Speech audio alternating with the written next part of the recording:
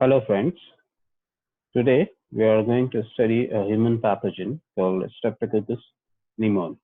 Myself, Dr. Mohammad Asif Iqbal, Assistant Professor, Department of Microbiology, Melia Art Science and Management Science College, Bede. Streptococcus pneumoniae, it is commonly also known as pneumococci for most of the times. Formerly, it was classified as Diplococcus pneumoniae due to its morphological features. However, based on its genetic relatedness to Streptococci, it has been reclassified now as Streptococcus pneumoniae. These are the normal inhabitants of the upper respiratory tract of the human beings. The morphology of the bacteria. These are gram-positive, small, slightly elongated cocci measuring about 1 micrometers, with one end broad and other end pointed, presenting a flame-shaped or lanceolate appearance to the bacteria. You can see here the staining of this bacteria, the characteristic appearance of this particular bacteria. They usually occur in pair with the broad ends exposing or opposing to each other, forming characteristic diplococci appearance. They are capsulated and the capsule encloses each pair, means both the members of the pair are enclosed in the single capsule only. They are non-motile and non-spore forming bacteria. The culture and cultural characteristics of the bacterium. They grow only in enriched media. They are aerobes and facultative anaerobes, the optimum temperature being 37 degrees centigrade as in case of most of the human pathogens, and the pH required is 7.8. Growth is improved by introduction of 5 to 10% of carbon dioxide into the growth environment. The media used for culturing these organisms in the laboratory is blood agar. The colony morphology on blood agar: after incubation for 18 hours, the colonies are small, dome-shaped, and glistening, with an area of alpha hemolysis. On further incubation, the colonies become flat with raised edges and central ambunation, called as this particular appearance of colonies is referred to as Draftman's or Gadam point appearance, and it is a characteristic feature of Streptococcus pneumoniae on blood agar. Here is the picture showing the growth of Streptococcus pneumoniae, and here is the zoomed in image of a single colony, which see the glistening colony and this area which is surrounded by the colony showing the occurrence of alpha hemolysis onto the blood agar. The biochemical reactions of the Streptococcus pneumoniae. These are catalase negative organisms. Bile solubility test is positive, that is, they can solubilize the bile and they can ferment the inuli. These pictures show the catalase test. This is the typical catalase positive test, and this is the catalase negative test. That is, even after introducing to the catalase to the hydrogen peroxide solution, the bacteria does not produce catalase. Therefore, there will be no occurrence of effluences or bubbles into the solution. Since this bacteria is facultative anaerobic, so it is not going to produce catalase.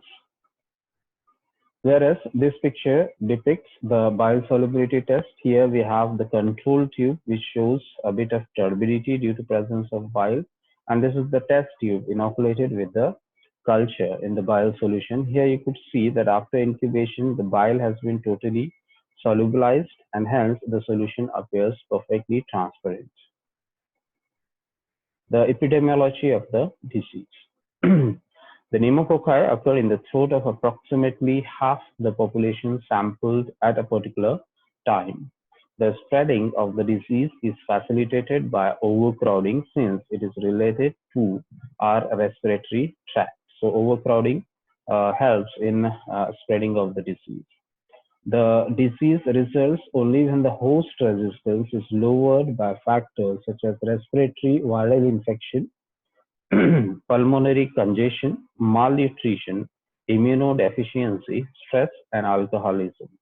This clearly shows that this parasite is a opportunistic parasite, that is, it will only cause the infection when there is some kind of underlying condition for a particular individual. In case of healthy individuals, it is rare that this bacteria is going to cause any sort of infection to us.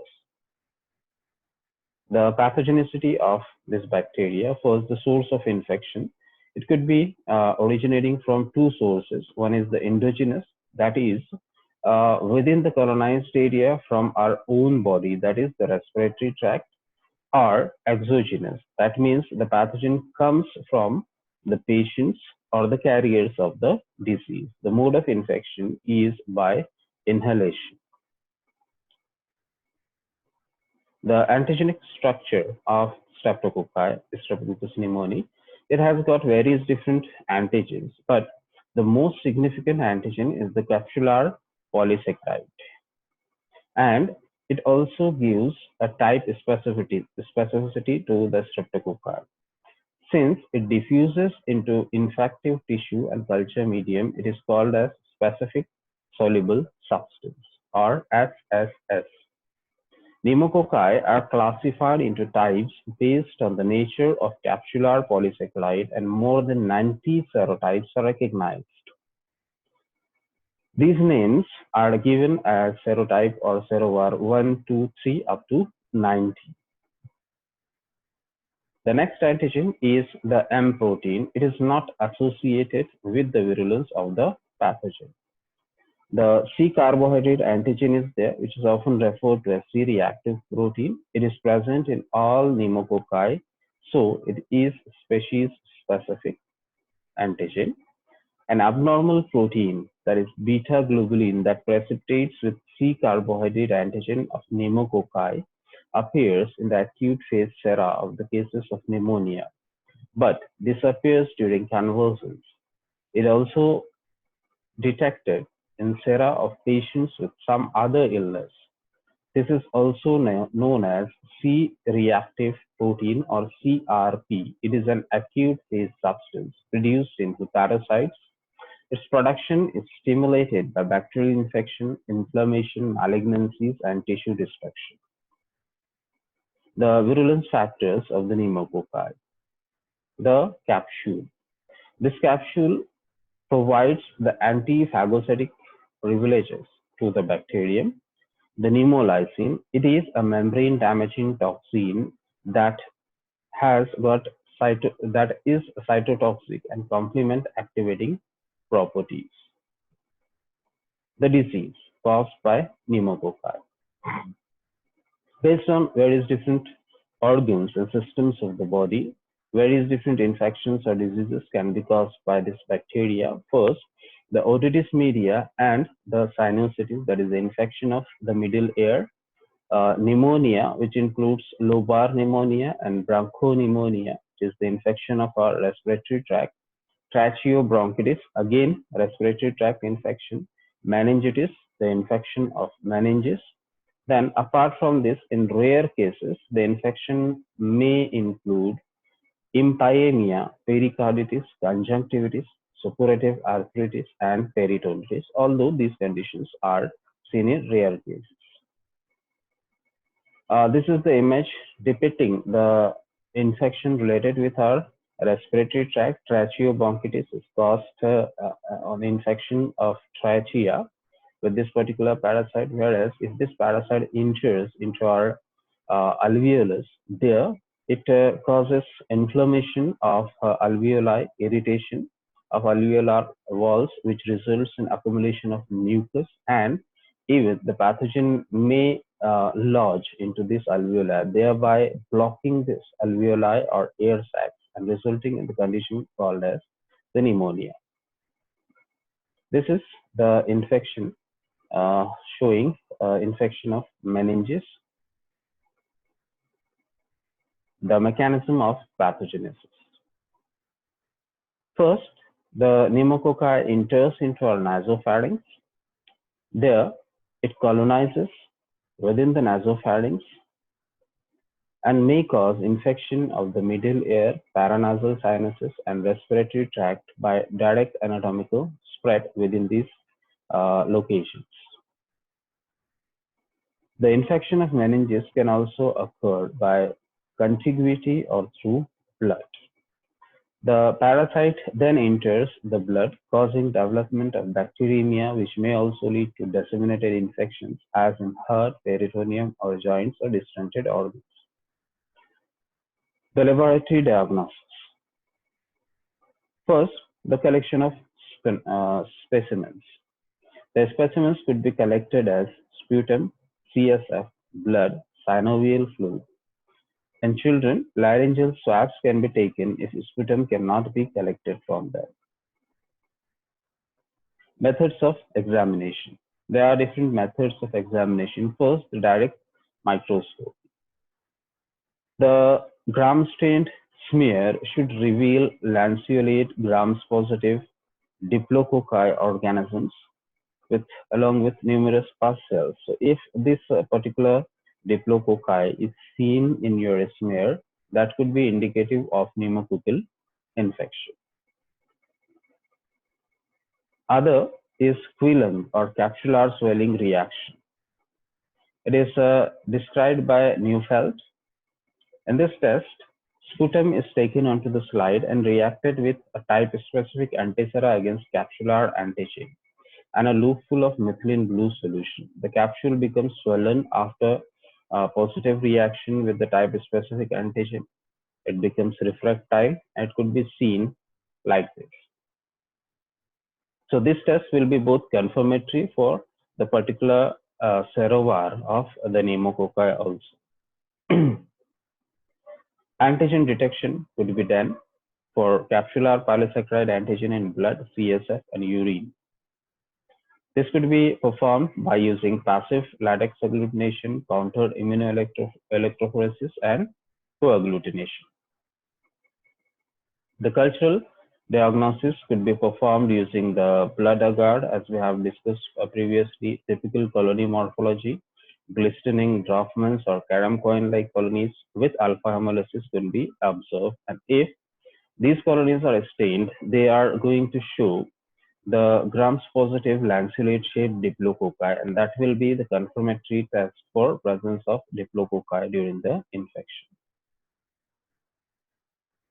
Among other tests, again, the capsular swelling reaction can be performed if a positive reaction is seen. The type specific or serovar could be confirmed for this particular pneumococci. Biochemical tests could be performed for cultural conformations, that is the inulin positive.